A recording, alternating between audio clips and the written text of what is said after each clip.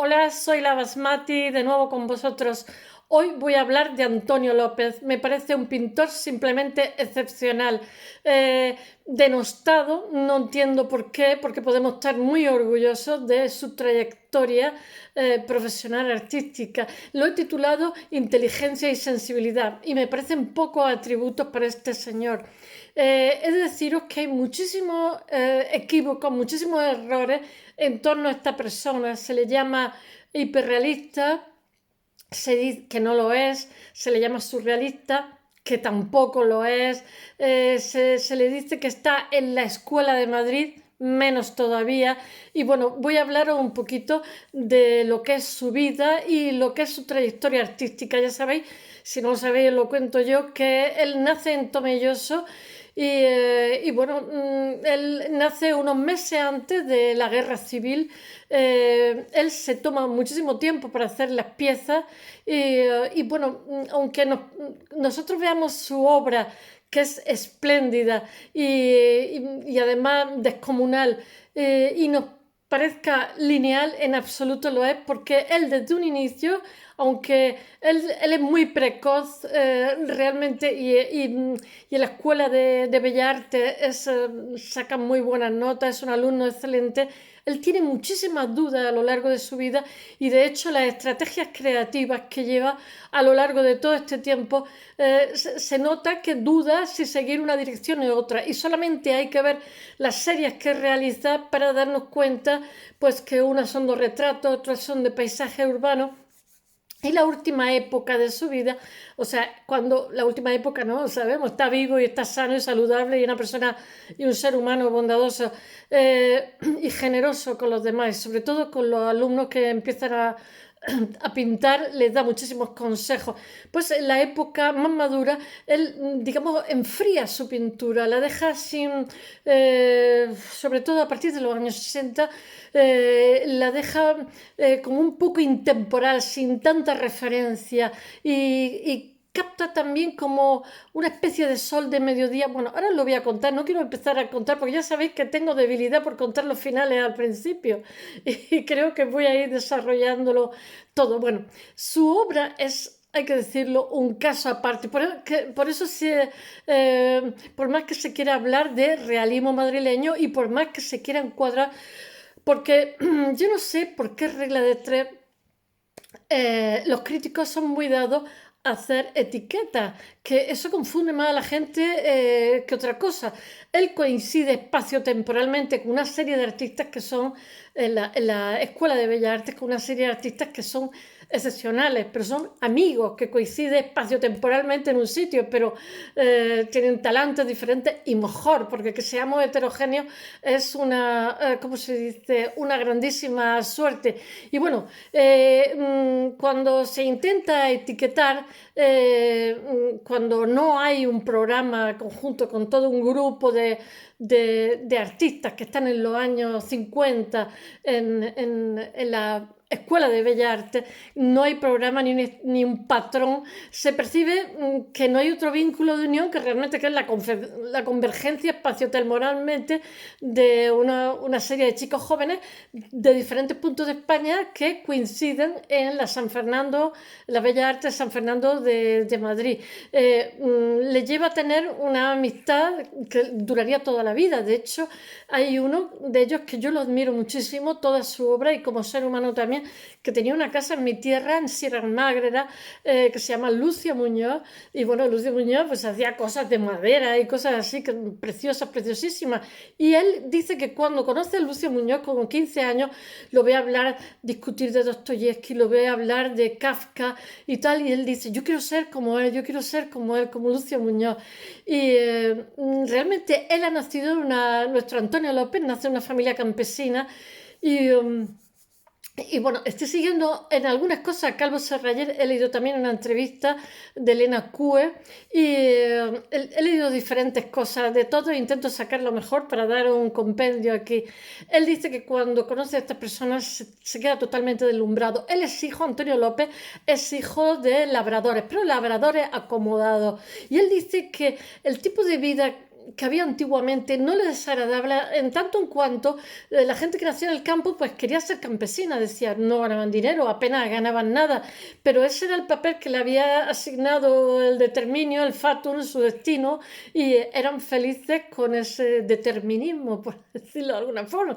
El que era millonario, pues era millonario, y la gente estaba como sosegada, no estaba desasosegada con tanto trepar y progresar y todo eso que es lo que estamos viviendo otros días. Bueno, estos jóvenes que coinciden, os tengo que leer fechas porque no me sé las fechas, hay muchos nombres, hay montones.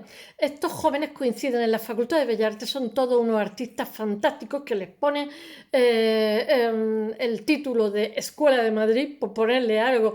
Está Antonio López, está Francisco y Julio López Hernández, está María Moreno, Isabel Quintanilla. Y después están Amalia Ávila, ¿cómo se llama? Lucia Muñoz, que es el que me encanta, y Enrique Gran. Estos últimos no hacen ni cosas figurativas. Y entonces lo han juntado todo ahí en un cajón desastre o cajón desastre. Y entonces dicen, Escuela de Madrid, porque estaban en Madrid, pues ya está, una escuela. Y por más que los dos últimos hayan realizado su obra totalmente al margen de realismo. Porque es que Lucia Muñoz, ya os digo, que está en el Reina Sofía, os lo aconsejo cuando vayáis. Y lo que hace son unas cosas con maderas, tiene una obra preciosísima.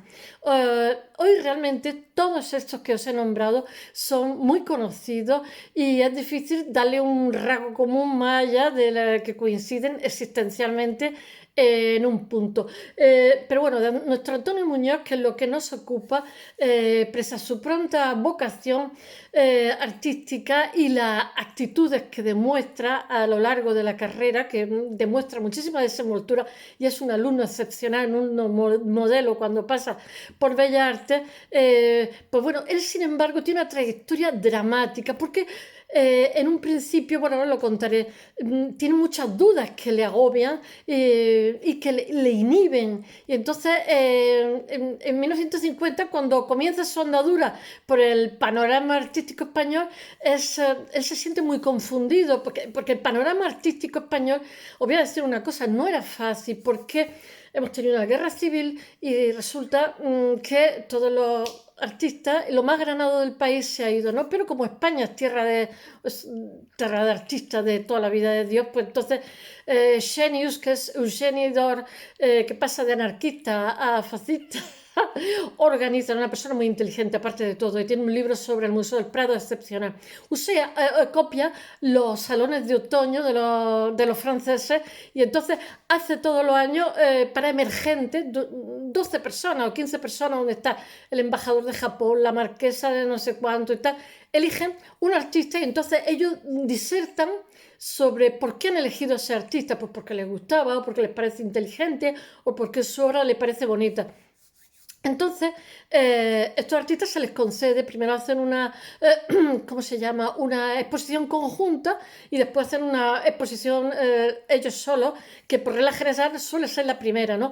Entonces hay artistas de toda España, y entonces, bueno, pues Tapies, yo qué sé, todo lo más granado. Y eso se une el que nosotros nos dan plan Marshall por ser país fascista, con lo cual nuestra posguerra se dilata y dilata. Y después, en 1946, al acabar la Segunda Guerra Mundial, Estados Unidos decide que hay que hacer un boicot porque somos un país fascista, está habiendo un genocidio, etcétera, etcétera, se cierran embajadas, ya creo que lo he contado 40 veces, se quitan los créditos internacionales, etcétera, etcétera, lo cual provoca dos hambrunas. Pero tenemos a Lequerica, que había estado en la Francia de Vichy, y entonces genera como un lobby, se va a Estados Unidos y entonces coge a estos artistas emergentes que Eugenio Dor está estimulando y que todos se juntan en torno al grupo Altamira, a los indalianos de mi tierra, a la Parpalló, que son grupos que no quieren ser identificados con todo lo que es nuestra tradición.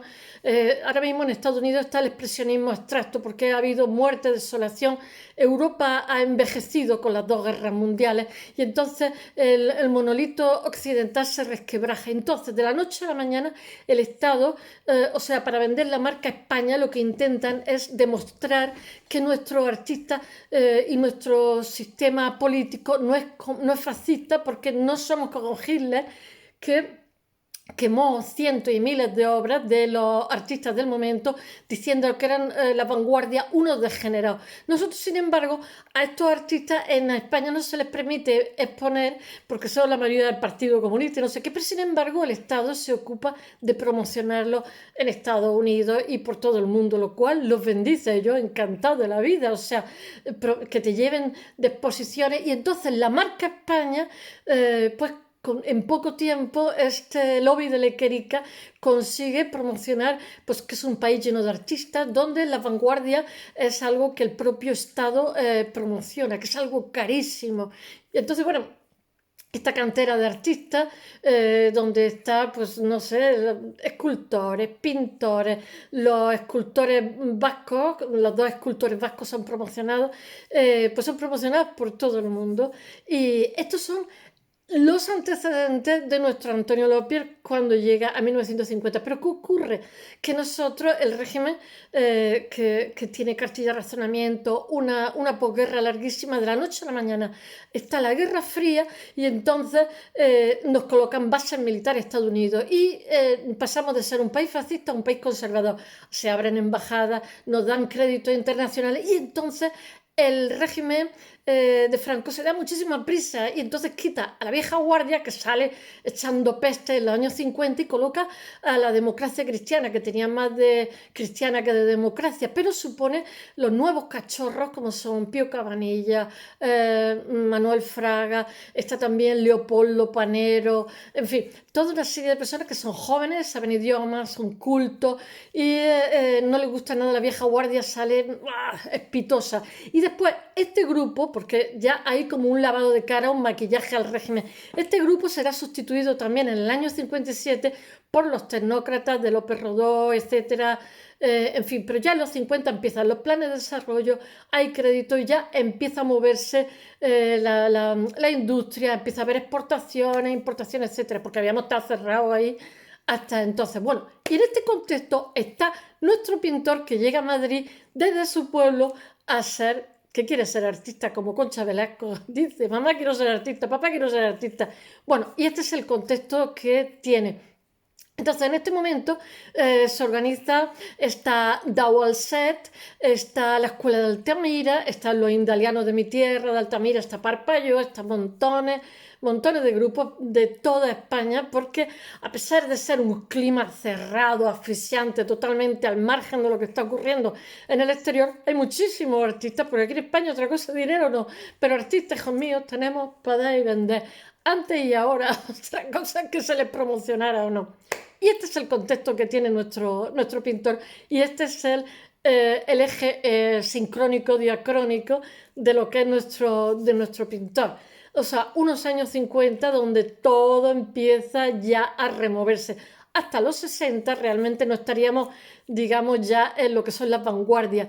Bueno, y hemos sido un país aislado, o sea, demasiados artistas y demasiadas cosas, pero claro, tenemos unas tradiciones maravillosas de arte, lo cual eso hace que fructifique la savia nueva. Bueno, hay una Bienal de Arte Hispanoamericana que la lleva Leopoldo Panero, Pío Cabanilla y Fraga.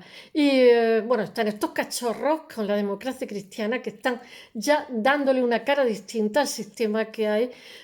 Durante los 40 ha estado Herrera Oria, que ha estado generando, digamos, un armazón, una estructura para un pronunciamiento que carece de ideología porque es militar y entonces lo que ha generado es el nacionalcatolicismo, ¿no? Por la gracia de Dios, etcétera, etcétera. Pero ahí no vamos a entrar, no nos interesa. Bueno, hay una primera, ¿cómo se llama? Bienal Hispanoamericana 1951 y la referencia de este señor, hay una exposición de arte abstracto también con muchísima repercusión y después en Santander, que eso ocurre en Santander, la exposición de arte abstracto y entonces ya deja clara la apertura española al arte de vanguardia. Hay muchísimas expectativas porque España ya empieza a poder abrirse y a poder recibir las corrientes que están pasando por ahí. Ya sabéis que ahora mismo ya está el pop por ahí, porque Estados Unidos ha subido a primera potencia mundial y entonces hay un grandísimo poder de los medios de comunicación, de los medios. Entonces estamos en la época pues, de la televisión, de los medios de cine, etcétera, etcétera.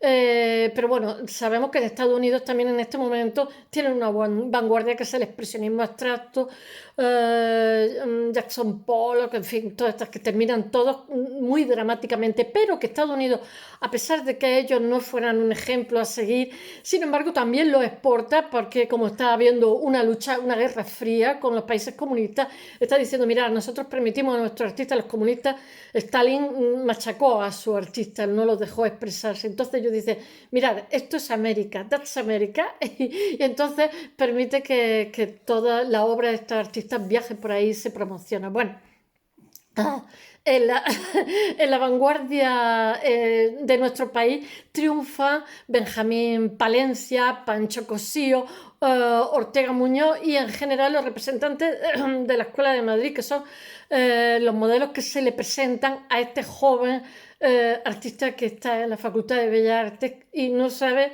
qué camino tomar, a pesar de ser precoz y a pesar de tener aptitudes. Pero, sin embargo, por eso lo he titulado Inteligencia y Sensibilidad. O sea, cuando coges una obra o vas a hacer una serie, tienes que tener estrategias creativas y para eso tienes que utilizar el instinto, la composición, etcétera. O sea, tienes que utilizar el pensamiento, la experiencia y el buen hacer a ser posible. Bueno, en un inicio él se refugia, nuestro Antonio López, en su pueblo, en un universo íntimo de los objetos familiares, de todo lo que es conocido, porque Madrid le desconcierta muchísimo. Después ya veréis cómo todo eso va a cambiar. Bueno, hay un tema como de reafirmación del mundo de Tomelloso, que es su entorno donde Tomelloso es un pueblo, pero es muy grande, que no es bucólico, sino más bien tirando dramático. Él está ahora mismo, es un rebelde, pero no es el tipo de rebelde ahí sin causa, sino es rebelde con respecto a la línea que ha de seguir con su contexto, que no le gusta demasiado. A este primer periodo pertenecen los cuadros, pintar a su abuelo, sí, es graciosísimo, donde se implican distintos planos de la realidad. En 1950 su obra es rica y compleja, más de experiencia que de experimentación. Yo diría, mira, su obra se podría decir, porque mirad, mis compañeros de Bellas Artes lo denostaban muchísimo, a mí siempre me ha gustado, porque yo me acuerdo siempre, ¿cómo se llama? El autor de Rayuela, Cortázar, decía que muchas veces en literatura la gracia está en lo que dice o en cómo lo dice. Pues efectivamente, bueno, él se configura como el rebelde del mundo de Antonio López, que es muy poético y es difícil, muy difícil de encuadrar dentro del limitado contexto de recursos de una España de los años 50, una España pobre, una España modesta más en este tiempo, que la ha pasado canuta porque ha tenido demasiados años de posguerra, donde ha habido cartillas de racionamiento, etcétera, etcétera. Bueno, su trayectoria sigue siendo una progresión ascendente, transcurre, él genera, digamos, dos direcciones. Una en la que se incluyen retratos, pinta de sus abuelos, a mí la de sus abuelos me ha encantado, y otra es la que pinta como escenas surrealistas totalmente, porque él se habla mucho de su arte, porque uno dice hiperrealismo, otro, ¿cómo se llama? Surrealismo mágico, no sé qué, en fin, le ponen muchas etiquetas, pero ni surrealismo, ni hiperrealismo, ni nada de eso. ¿Que figurativo? Vale, pues es figurativo. Bueno, en ambas realidades y el tiempo, bueno, en ambas vías que él coge, porque está tentando, está buscándose. Los jóvenes siempre se buscan, siempre están perdidos y siempre se buscan. Y él se busca a través de la expresión artística.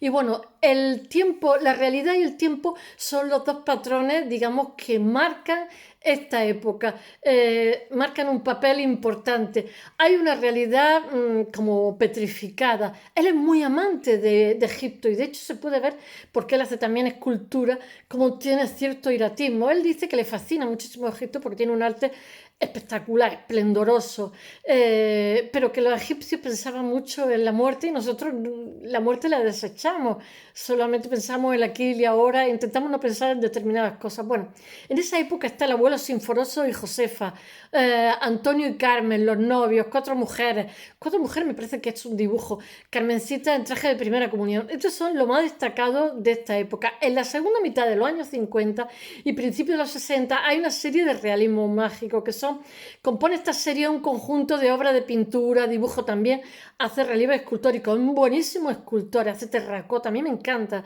que pasa es que se tira mucho tiempo para hacer cada cosa, es casi legendario lo que hace.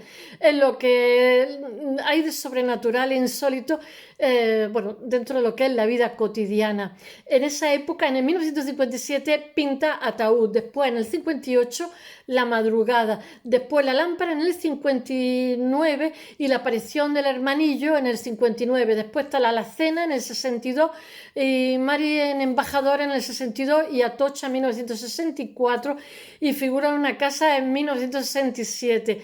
La madurez artística realmente se produce al hilo de una crisis dilatada en la que hay varios factores.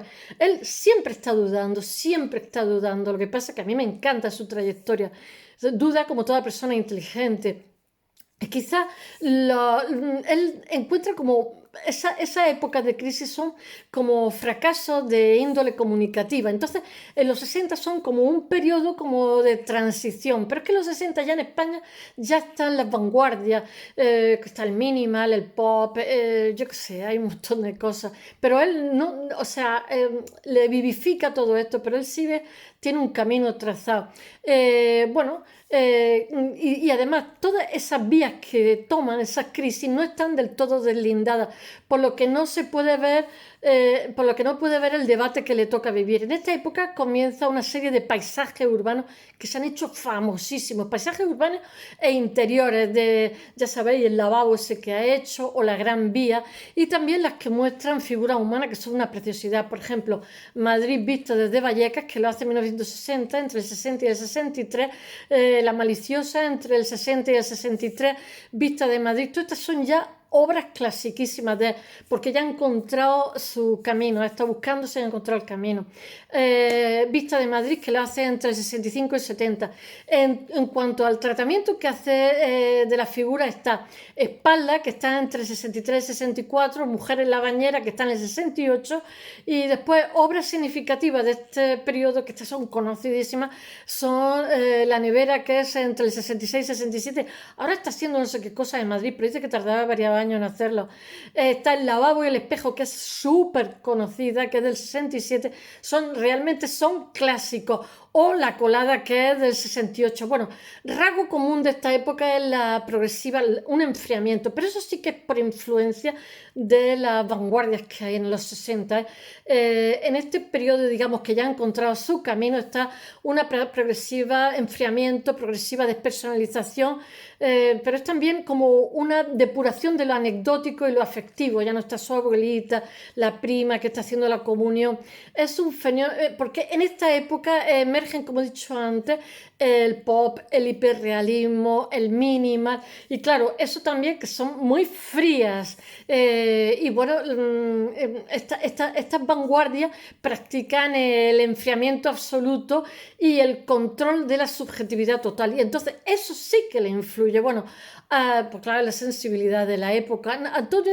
Antonio López nada tiene que ver con estas vanguardias ni con el hiperrealismo, que es una etiqueta que le han querido poner y que nunca ha entendido, porque me dan los calores de contarlo, y con el que a veces se le confunde. Bueno, y la despersonalización ascética que caracteriza su obra de madurez es la pasión vinculada, yo creo, que a Vermeer. Lo dice Calvo Serrayer, yo también. Yo veo la luz de Vermeer. Su luz revela lo de los desapercibidos. Tiene una forma muy particular de iluminar sus piezas. En la última época, el pintor realmente generó una estrategia mediante... detiene el instante, no capta el instante como los impresionistas, sino que lo detiene. Y esto ocurre con su última panorámica urbana, que sigue haciendo una, centrada en una luz en mediodía, yo qué sé, y su obra escultórica, que está muy influida, como he dicho antes, por el hieraitismo arcaizante de los egipcios, porque él es un grandísimo admirador. Bueno, y no sé qué deciros. En la naturaleza muerta muestra lo que en ella hay de fungible, ay, que me ha salido la palabra, lo que hay de cambiante, ¿no? Con el membrillo, que le hacen una película, Jaime Chavarri, ¿no? Cuando él está pintando el membrillo de su, el árbol, sí, de su patinillo, de su patio. Bueno, son estrategias complementarias de inteligencia y sensibilidad, como he titulado. Es un realismo que permite ver lo invisible. Espero que os haya gustado y mañana seguiré hablando de arquitectura. Hasta mañana.